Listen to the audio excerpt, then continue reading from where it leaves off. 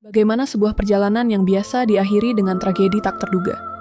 Inilah cerita Jeju Air 2216. Kisah yang dimulai dari langit Bangkok hingga berakhir tragis di landasan Muan, Korea Selatan.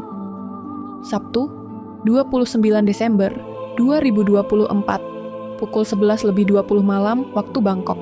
Bandara Suvarnabhumi sibuk seperti biasanya. Para penumpang Jeju Air 2216 mulai memasuki pesawat Boeing 737-800. Seorang ibu muda duduk di kursi 12A, memangku anaknya yang tertidur. Di belakang, seorang pria paruh baya memasukkan ranselnya ke kompartemen atas, sambil berbicara kepada istrinya. Mereka tidak tahu, ini akan menjadi percakapan terakhir mereka. Pesawat lepas landas pada pukul 11.45 malam. Lampu kota Bangkok perlahan menghilang di bawah awan. Sebagian besar penumpang mencoba tidur, sementara beberapa lainnya masih menikmati makanan ringan dari awak kabin. Minggu, 30 Desember 2024, pukul 3:05 pagi waktu Korea Selatan.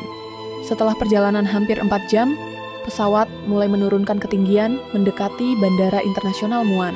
Di kokpit, pilot menerima laporan kondisi cuaca yang cerah, tetapi sebuah peringatan datang dari menara kontrol. Burung terdeteksi di area landasan pacu.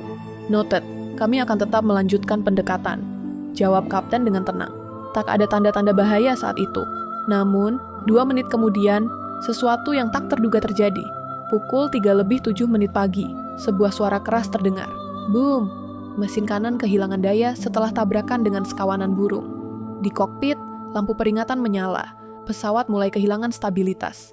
Mayday, Mayday! Jeju Air 2216, teriak kopilot.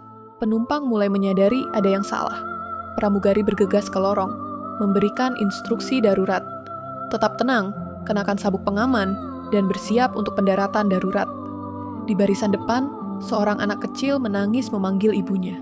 Pukul 3:09 pagi.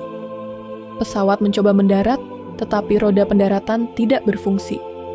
Pilot tetap berusaha membawa pesawat ke landasan. Brace for impact, suara di kokpit terdengar tegang.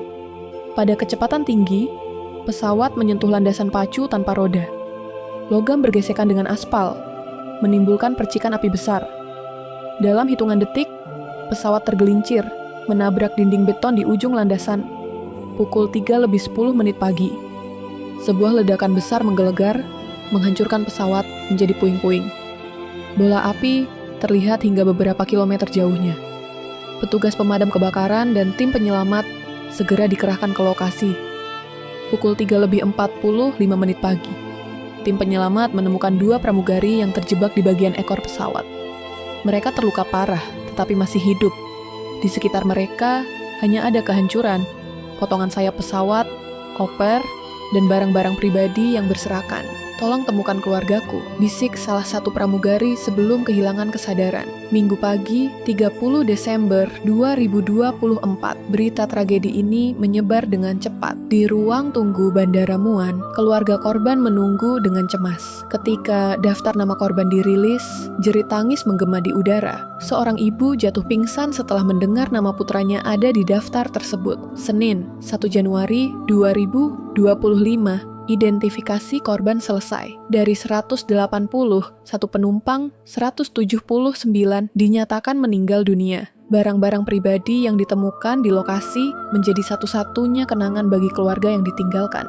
Sebuah boneka kecil dengan nama Hana tertulis di bajunya, paspor yang hangus, dan sebuah surat yang tak sempat dikirim. Refleksi akhir. Apa yang sebenarnya salah? Dugaan bird strike dan kegagalan teknis menjadi pusat penyelidikan.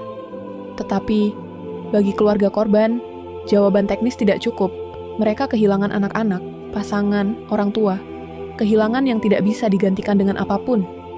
Jeju Air 2216 mengingatkan kita betapa rapuhnya hidup.